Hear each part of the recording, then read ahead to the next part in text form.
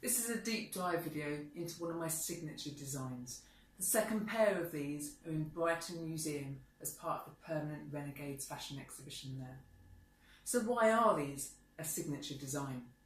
Well, they're one of my first garment designs, and because I was self-taught at the time, didn't know that much about pattern cutting and fit, I designed a pair of trousers with straps that you could pull in to make the trousers fit. I didn't quite realise the versatility of these trousers until a few years later, when I realised that they really are 21st century bondage trousers, because you can unclip the clips, put them around a table leg or a chair leg and clip them back up again. So they're quite functional, really. The construction is one that will last.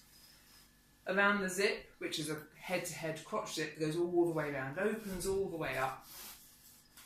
Around here you've got two lines of stitching, so if one line of stitching happens to fail, you've got another line of stitching there to protect your modesty.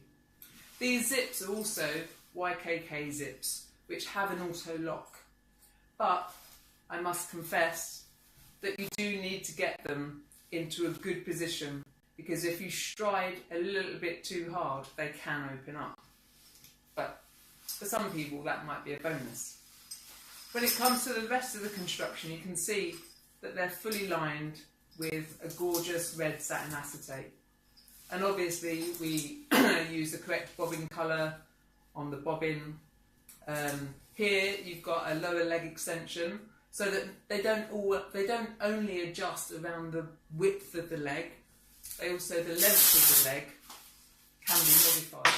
So if you're wearing big boots and you want to show off a bit more of your boot, or if you've got slightly shorter legs than normal, whatever normal is, you can take the bottom section off, and then you've just got a bit of Velcro to give it a little bit of structure. With the side release buckles, you can see that you just push and then you push back on again, and these are stitched with a forwards, backwards, forwards and a forwards, backwards, forwards stitch. I'm sure there might be a technical name for a forwards, backwards, forwards stitch, but that's what we call it. On the inside leg, on the seam here, where the other part of the webbing goes, there's also two lines of stitching there. So these trousers are made to last. There was one guy who bought a pair of trousers at a pop-up shop that I did, and he came up to me about 8 years later and he said to me, "Jed, I need another pair of these trousers. The fabric on the inside is starting to go a little bit. The stitching on them is fine, and I love them so much. I've worn them around the world 2 or 3 times. Can you make me an identical pair?" And at the time he had a pair that had patch pockets and not these welt pockets that we now do. But he wanted the same patch pockets on his trousers that his first incarnation had. It was kind of trying to get the design even smarter that led me to do the welt pockets.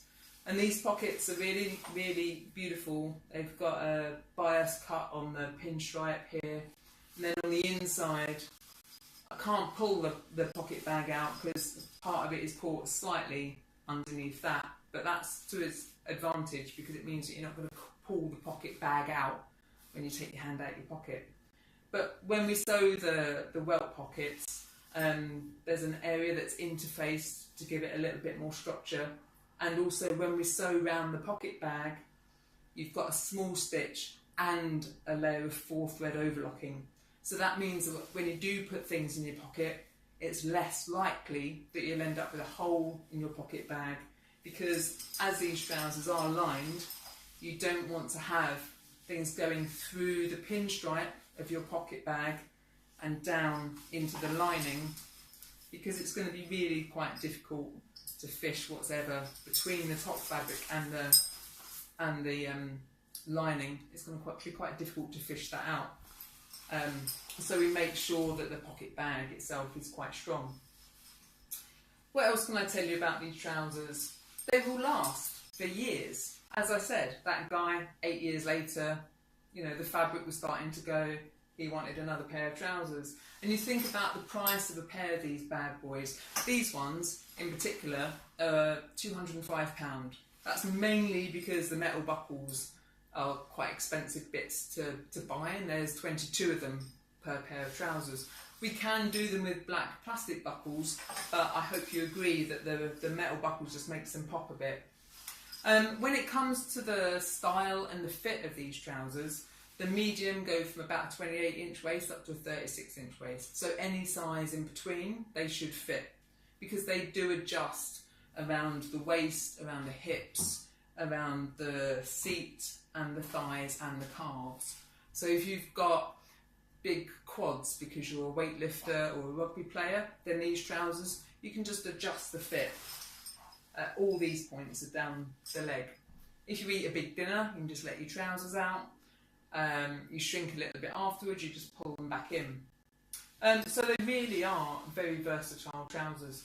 We do these in leather as well, and we do them in patchwork leather. The patchwork leather ones are real Mad Max style apocalyptic trousers. There's a lot of work that goes into them, as with all our garments. There's a lot of work and thought that goes into them, but the Mad Max patchwork leather strap trousers are the rock star trousers, really.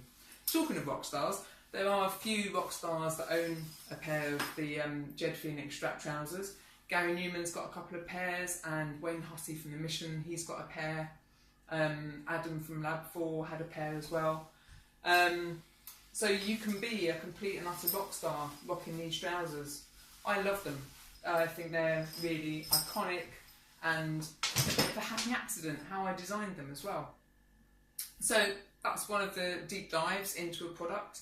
If you're inspired to purchase a pair, then check out the links in the description below on our Etsy shop and on our website.